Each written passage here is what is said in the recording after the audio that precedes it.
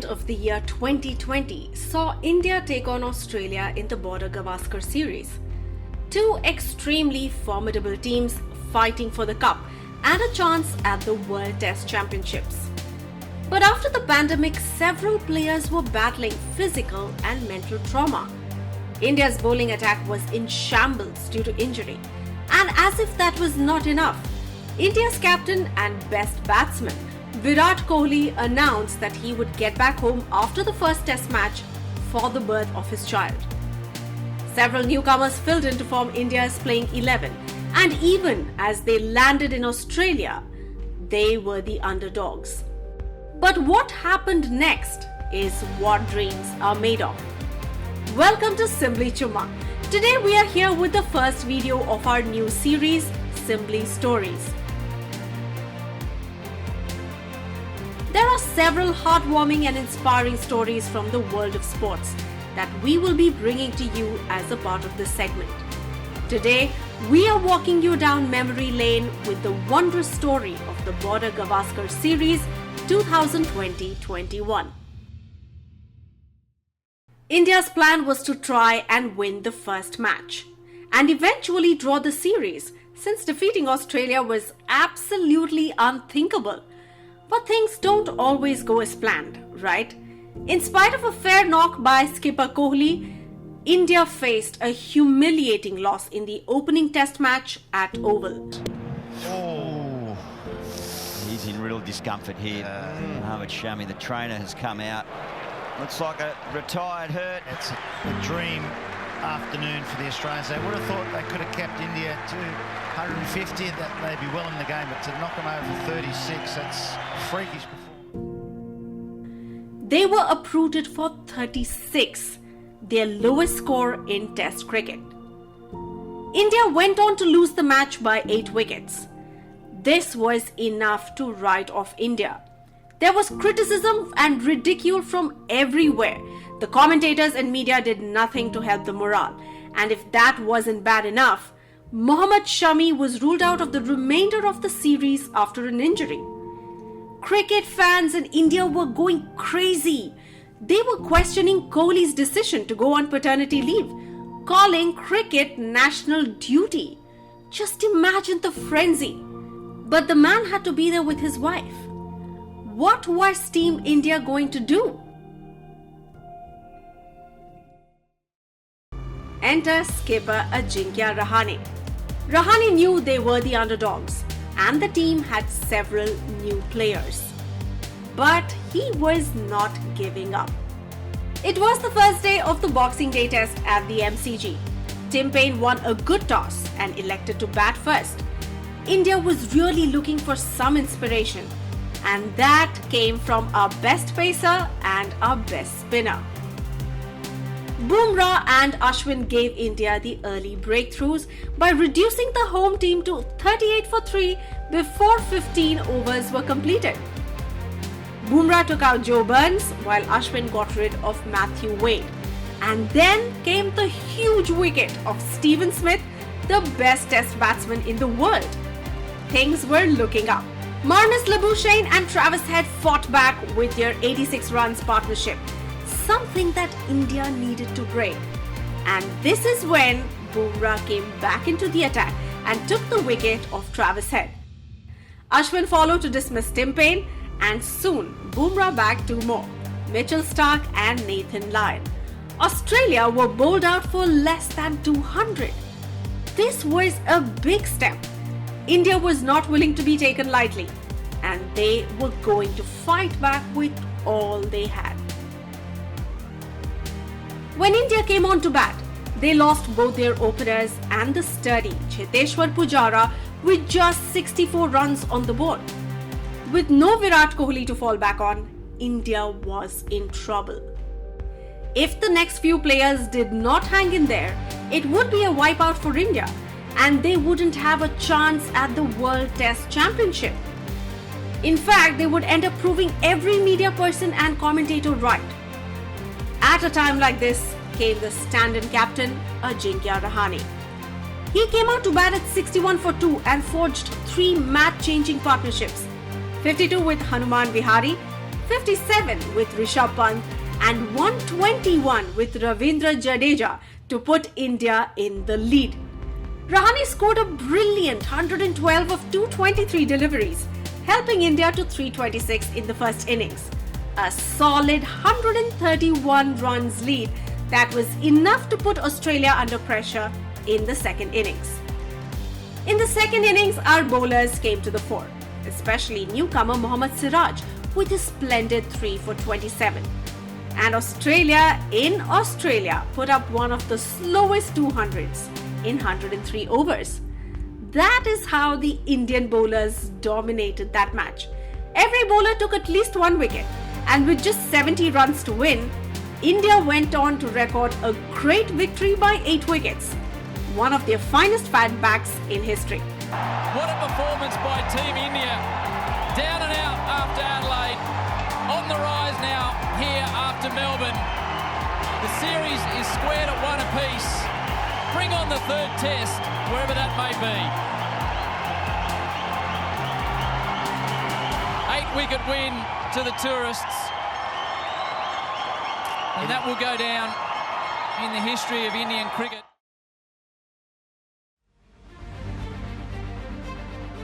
Suddenly, there was a chance of unimaginable victory. People began to hope for something special. From the underdogs, India was looking formidable. But the saga of injuries continued as well, and India entered the third test at the SCG without Kohli, Rahul, Shami and Umesh Yadav. Australia dominated the test and set India a mammoth 407 for a win, with Steven Smith's brilliant contribution of 131 and 81.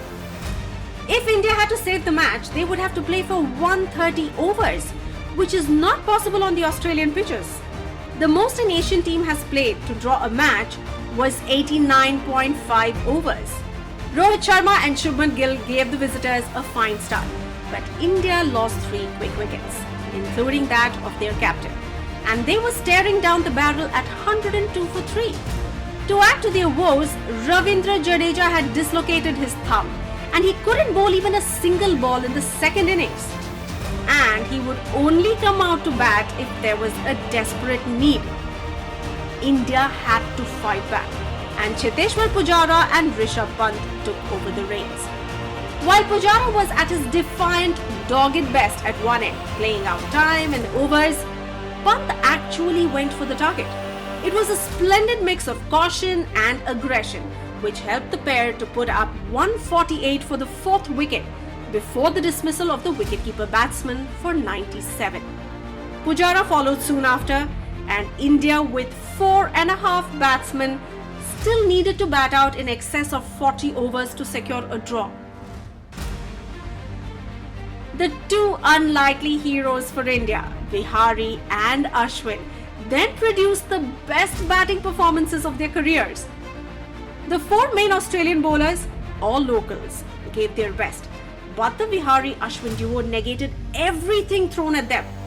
Vihari batted with a hamstring injury and put together a match-saving unbeaten partnership with Ashwin for the 6th wicket for his country. It was a blockathon which lasted 259 balls before both sides decided to shake hands for a draw.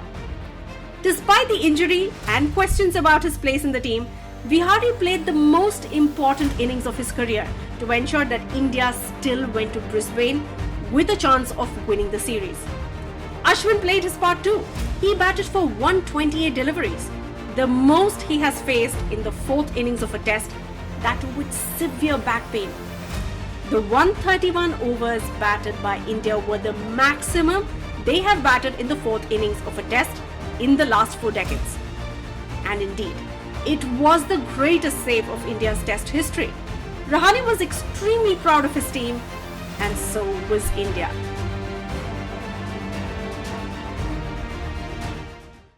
More injuries rocked the Indian team, and now they were without Jadeja, Ashwin, Bumrah and Vihari for the decider at the Gabba. This was the ground where Australia had not lost a single test in over 32 years. No one, absolutely no one gave India even an iota of chance in the match against a full-strength Australian 11. The home team posted 369 in the first innings. India were reduced to 186 for 6 and the stage looked all set for Australia. But this Indian team did not know the definition of giving up. Out of nowhere, the two new heroes emerged. Washington Sundar, a bowling all-rounder on debut, and Shardul Thakur, a bowler who could bat, and this was just his second test for India. Together, these two put up 123 runs for the 7th wicket, frustrating the Australian bowlers and changing the match on its head. Sundar showed the class of a top-order batsman in his patient 62, while Thakur was more aggressive with 115 balls 67, hammering 9 fours and 2 sixes. As India began to close in on Australia's total, they were bowled out for 336. The most unlikely of partnerships had brought India back into the match, only 33 runs behind Australia. Once again, when the situation demanded, with their backs to the walls, two Indian players had jumped in and produced the performance of a lifetime.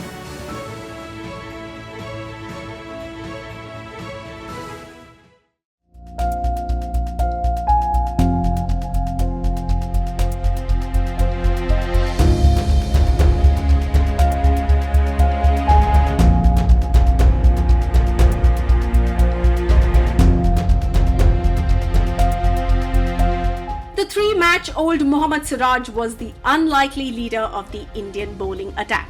He ruled the second innings with a 5 for 73, while Thakur came out to take 4 scalps. Newcomer Natarajan bowled his heart out. Even though his tally showed only 3 wickets, it was a comprehensive bowling effort in his debut match. Together, they bundled out Australia for 294 runs.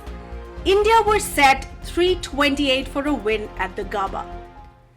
Just so you know, India had chased down a 300-plus score only twice in their Test cricket history.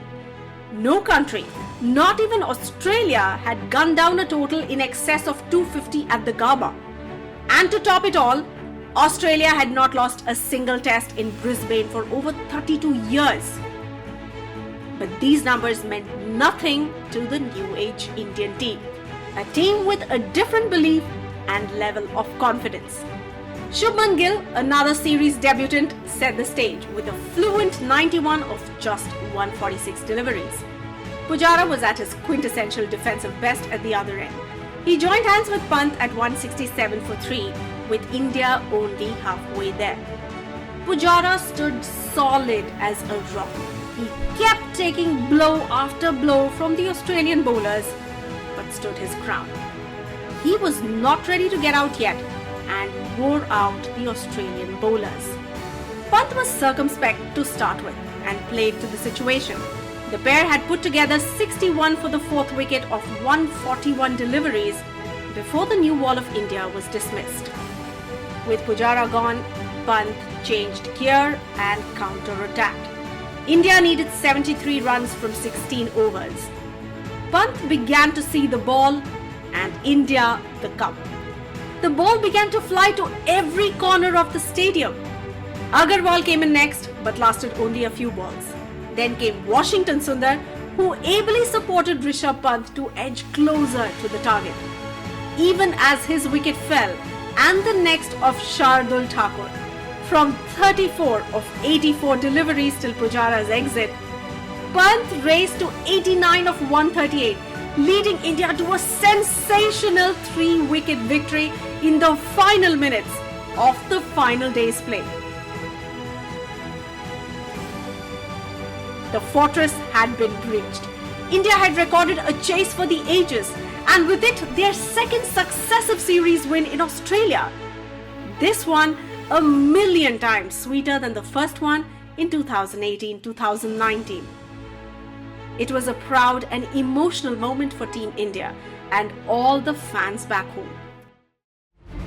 As Rahane picked up the trophy, the Australian coach said, Never, ever, ever underestimate the Indians. I mean, there's 1.5 billion Indians. If you play in that first 11, you've got to be really tough, don't you? 11 players out of 1.5 billion people. As I said, I can't compliment India enough. I mean, they haven't gone away after that first test match where we won in 3 days, bowled them out for 30 odd. For them to fight back like they did is amazing credit to them.